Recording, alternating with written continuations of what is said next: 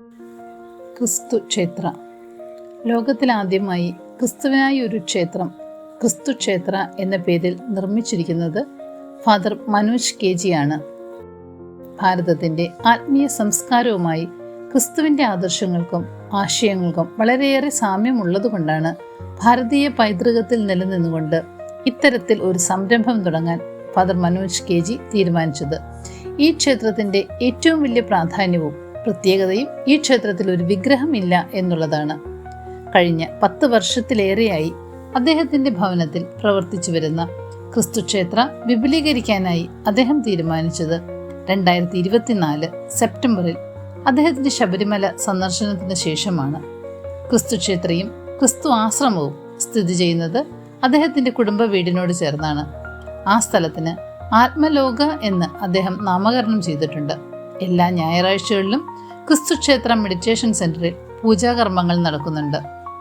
ലോകത്തിലാകമാനം യേശുവിൻ്റെ പേരിൽ പള്ളികളും ഇതര സ്ഥാപനങ്ങളും ഉണ്ടാക്കുകയും അവിടെയെല്ലാം യേശുവിനെ ആരാധിക്കുകയും ചെയ്യുമ്പോൾ ക്രിസ്തുവിൻ്റെ പേരിൽ ഒരു ക്ഷേത്രം, ക്രിസ്തു ക്ഷേത്ര എന്നത് ലോകത്തിലെ തന്നെ ആദ്യത്തെ ആശയവും സംരംഭവുമാണ്.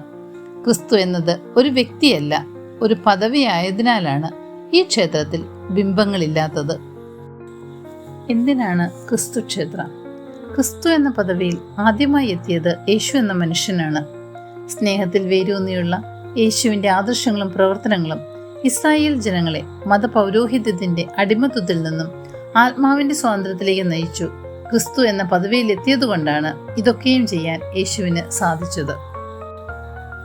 അതുപോലെ ഏത് മനുഷ്യനും ആ ക്രിസ്തു എന്ന പദവിയിലേക്ക് പൂർണ്ണമായോ ഭാഗികമായോ എത്തിച്ചേരാനായി സാധിക്കും. അതുകൊണ്ടാണ് ബൈബിൾ ഇങ്ങനെ പറയുന്നത്, ക്രിസ്തു എന്ന തലയോളം സകലത്തിലും വളരുവിൻ.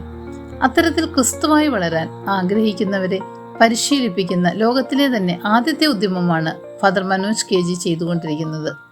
അതിലേക്കായി അദ്ദേഹം സദ്ഗുരു ശ്രീ മനോജ് മഹാപിത എന്ന നാമധേയം സ്വീകരിക്കുകയും സനാതന ഗുരുകുലം സ്ഥാപിക്കുകയും ചെയ്തു. ഈ സ്ഥാപനങ്ങളുടെയും ഉദ്യമങ്ങളുടെയും പ്രവർത്തനവും വിപുലീകരണവും ദിനംതോറും പുരോഗമിച്ചുകൊണ്ടിരിക്കുന്നു. അതിലേക്കായി കേരളത്തിലെ എല്ലാ ജില്ലകളിലും സമാനമായ പ്രവർത്തനങ്ങൾ തുടങ്ങാനുള്ള സാധ്യതകൾ നോക്കുന്നു. താല്പര്യമുള്ള വ്യക്തികൾക്ക് വിവിധ രീതികളിൽ ഒപ്പം ചേർന്ന് സഹകരിക്കാനുള്ള അവസരവുമുണ്ട്.